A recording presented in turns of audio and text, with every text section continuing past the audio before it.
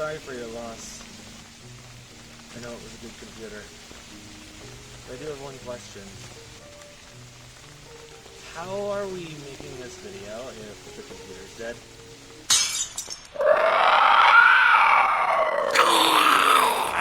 Run.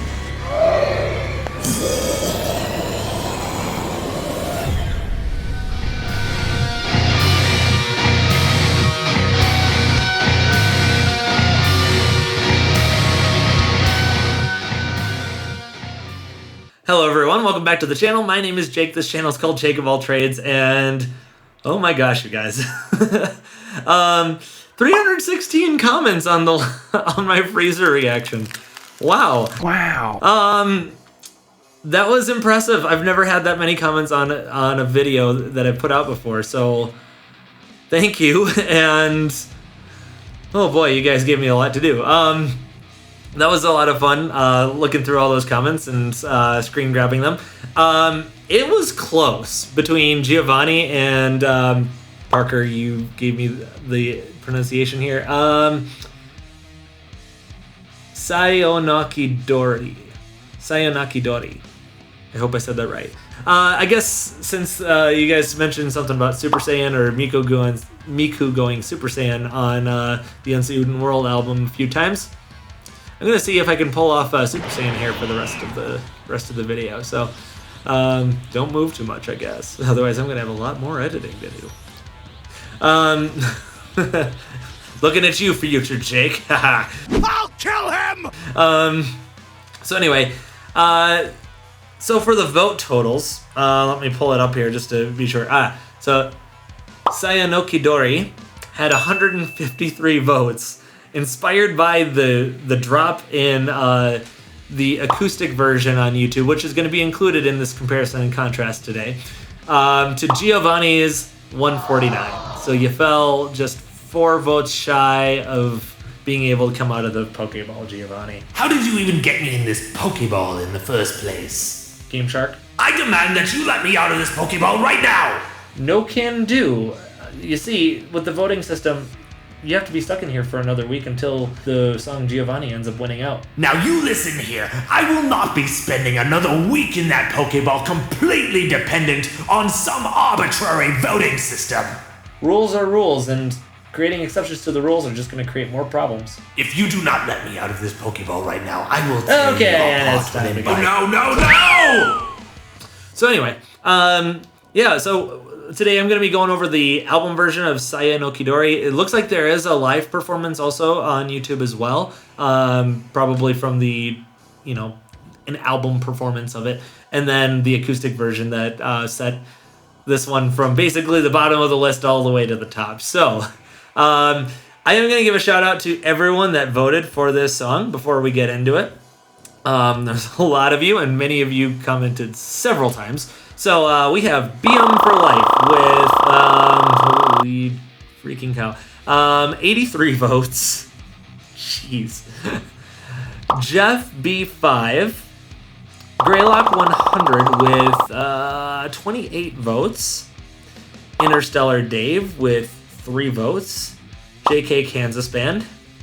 Kengo, I hope I pronounced that correctly. Mikoto, thank you for telling me how to finally pronounce that. I wasn't sure. Appreciate it. Sorry I messed that up before. Parker with 10 votes. Snowdog. So you have 1, 2, 3, 4, 5, 6, 7, 8, 9, 10, 11, 12, 13, 14, 15, 16, 17, 18, 19, 20, 21, 22, 22 votes for Sayonakidori. And like over 100 for Giovanni. Ted Physics with 2 votes, and This Is Madness. So, whew, you didn't quite break the 155 that Parker had, like cumulatively. Not only can I not say Sayonakidori, but I can't apparently say a word that's in my own language. Cumulatively.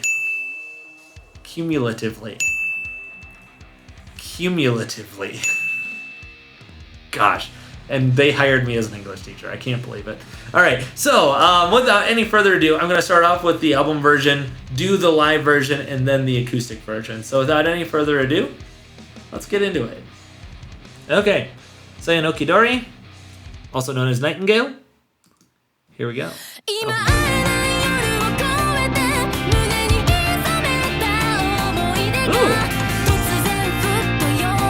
Going very high right from the beginning.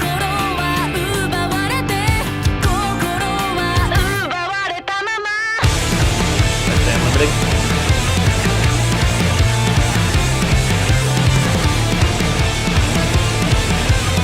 It's like heavy and groovy.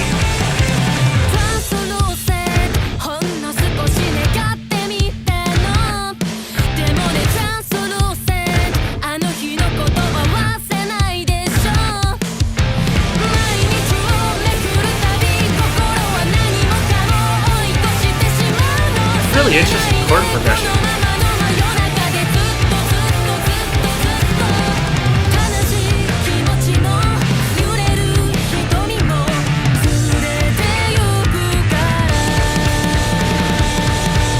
Very progressive song.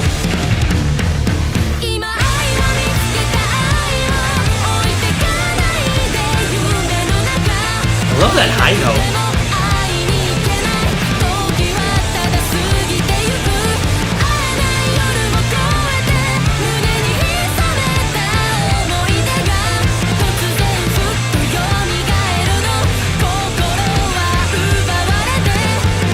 My heart is captivated by the song.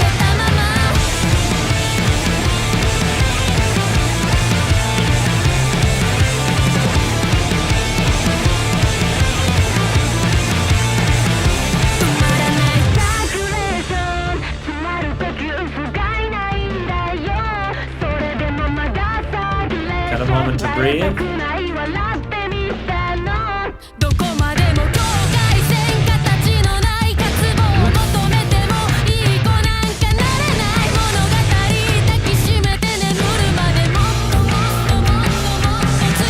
The instrumentation is so complex.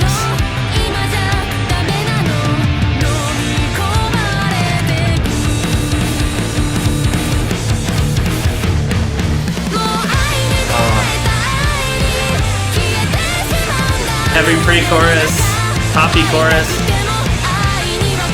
Nice.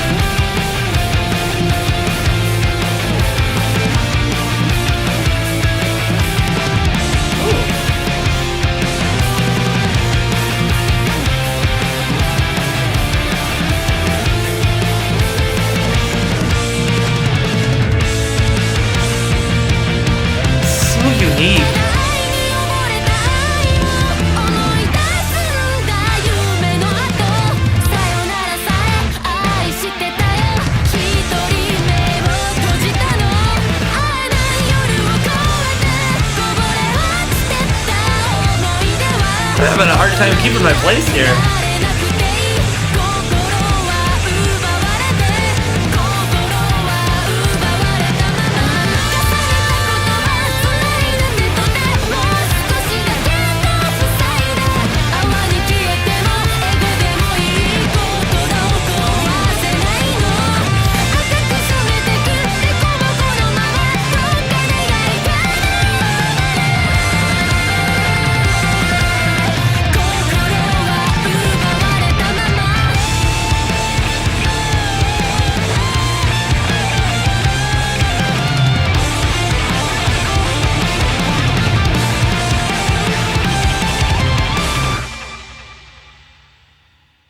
Nice tail off, nice reverb.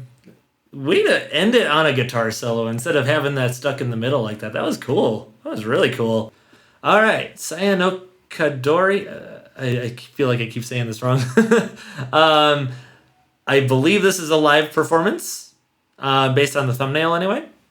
We'll see. Here we go. Okay, it is.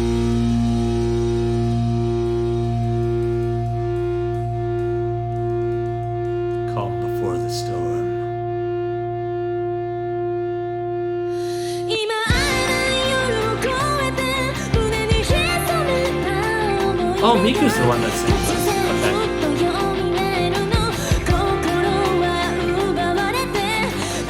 I remember someone saying that.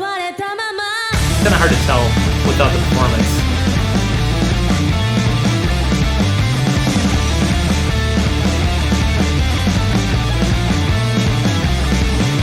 Misa's bass is coming through a lot more clearly.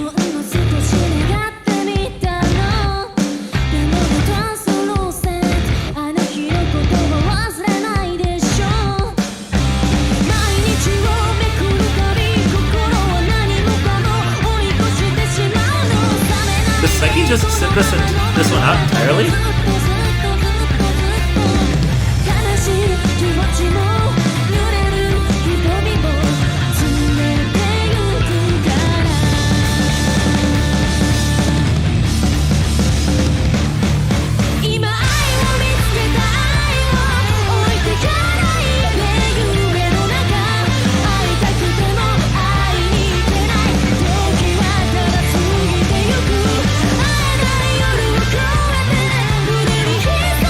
Kane's drum work is fantastic.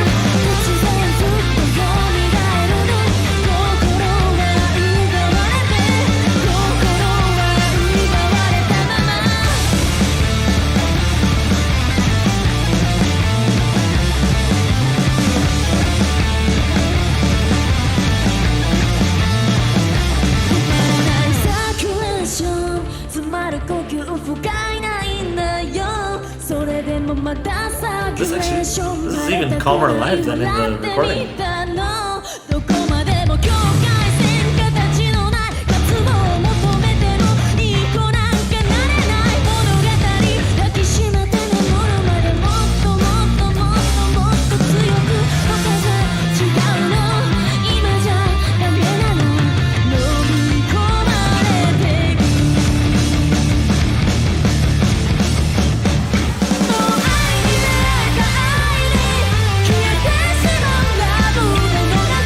Night and day difference there.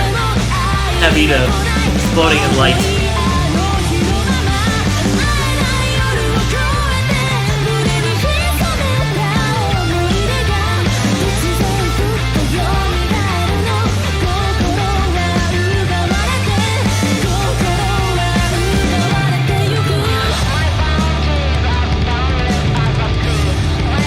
Oh, they just have that on the backing track then.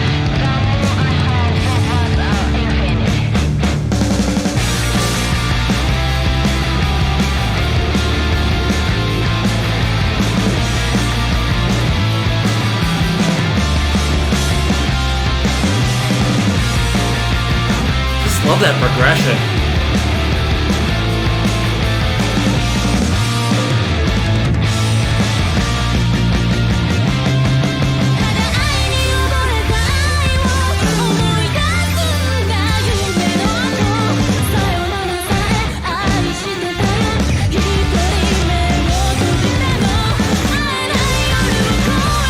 Kane's having so much fun on the drums.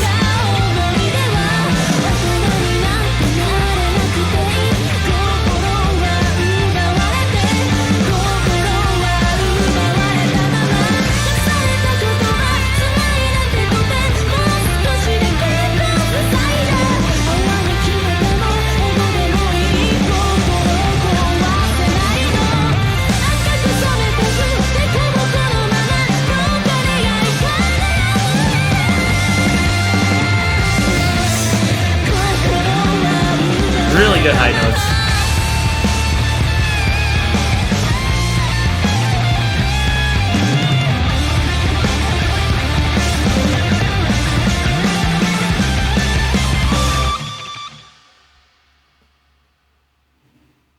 Oh, this one must have taken place when there was no crowd, or at least they had to be silent.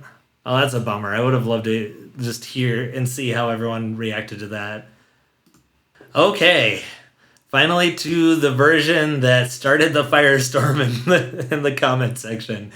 Sayonakidori acoustic version. I heard that this one has quite a bit of a different vibe, so I'm very curious. Here we go.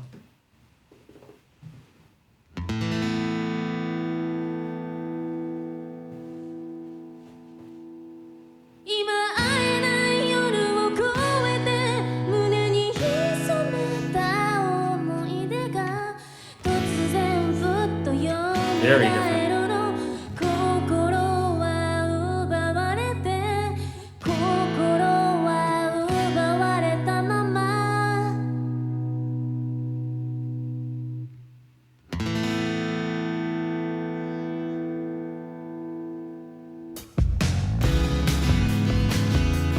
Well, it picked up a lot more than I expected it to.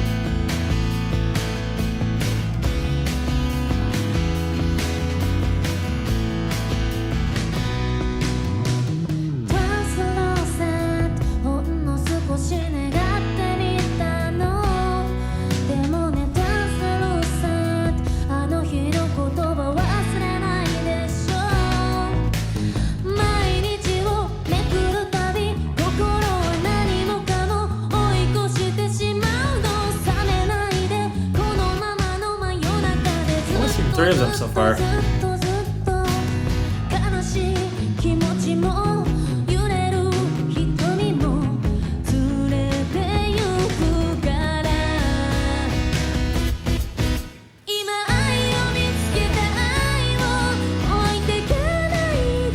Split chimes?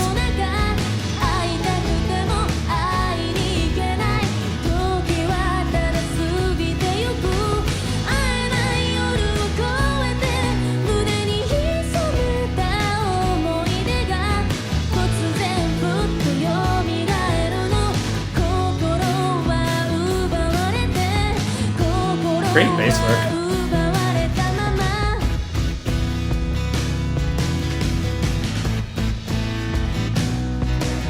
Even Akane is doing some singing?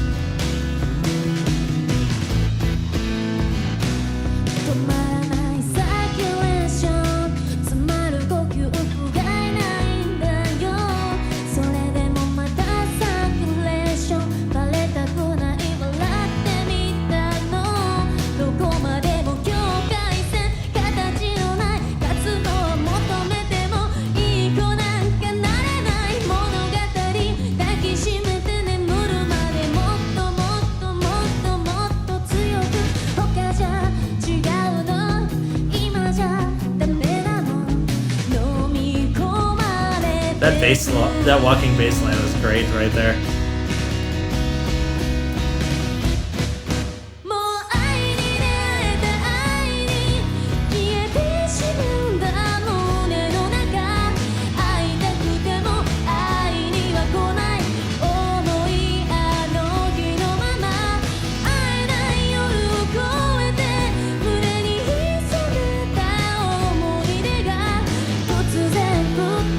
So pleasant.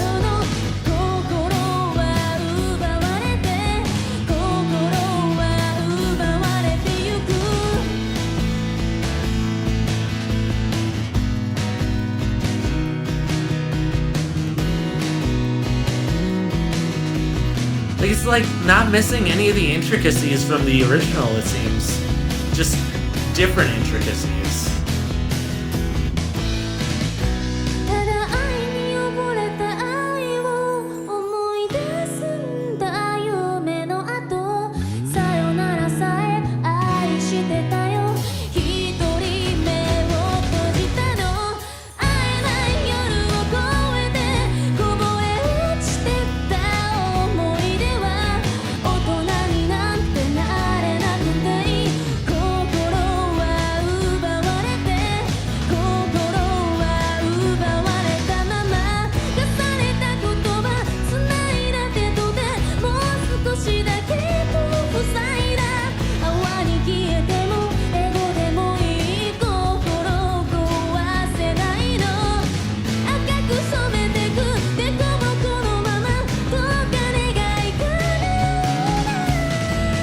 Wow.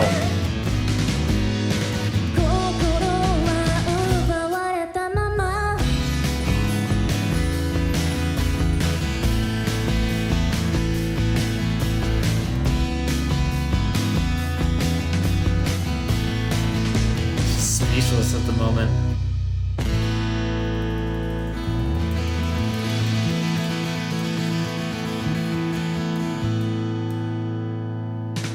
A little bit of an ad-lib finish. That was really sweet. That was really, really fascinating. Okay. I was, I don't know where to start with that. Like, the acoustic performance just kind of left me completely mesmerized.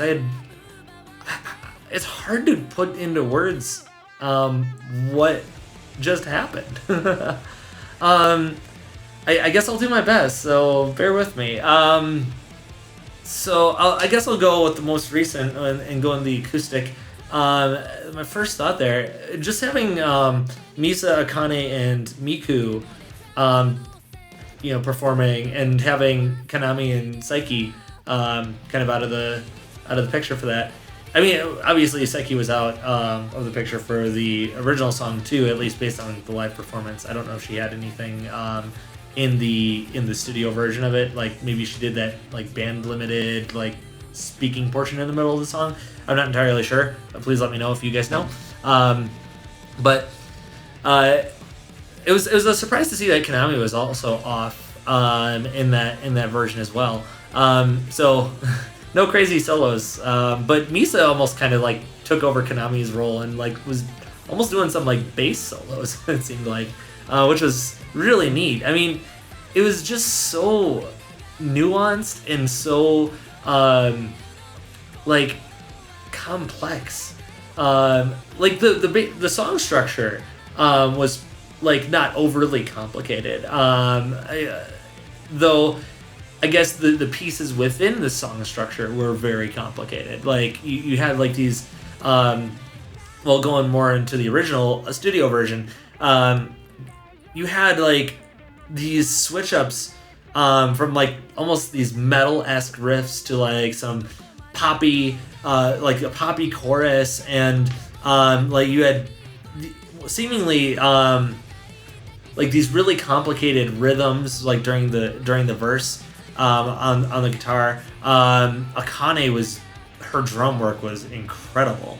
Like I can't just point out one of them and say like, oh yeah, Akane's drum work was incredible and like everything else is, standard. But like everything was great. Like the drum work was incredible. Misa's bass was really, really good as well. And I think her bass work was a lot more noticeable on the acoustic version. Like it just stood out a lot more in the acoustic version than it did in the studio. And I know the acoustic version was also live, but I'm just gonna call the live version of the studio version the live version. So hopefully avoid confusion. But the live version and the studio version, her bass work wasn't unnoticeable, but it wasn't as prominent as it was in the acoustic version. And then like the guitar solos and the guitar fills in the studio and live version, like Konami's lead guitar was just amazing. And I can't even comprehend all of the things that she was doing there. And it was kind of interesting too, that they left the guitar solo for the end of the song. Like obviously most of the time, say for like, some songs, like I'm thinking of like Hotel California, where like the guitar solo is at the end of the song. It's not often that you have the guitar solo say for the end of the song, but this is one of those instances. It was really unique. I thought that kind of octave harmony thing that they had going on with the really interesting, I hope I'm not using the wrong term here, but like chromatic progression. It was just like the da-na, like the minor second descending progression there was really fascinating, and it was harmonized too. It was really sweet. And I thought that was like the solo for the song, but no, Konami's like, we are not leaving this song without a solo, and put in something great at the end there. So that was cool. I wonder like if the song was like written like prior. I remember hearing from one of you guys that Saiki joined the band later, and I don't know if the song was written prior to her joining, and that's why Miku's the main vocalist for it, or if they're just like, no, she needs a break once in a while, or if it was. I'm curious what led to that, because like every single song I've checked out so far has been a Saiki vocal driven song, and with obviously Miku having some very primary importance there as well, and many of those songs. But it was just interesting to just kind of see that Psyche wasn't in this one at all. So interesting choice.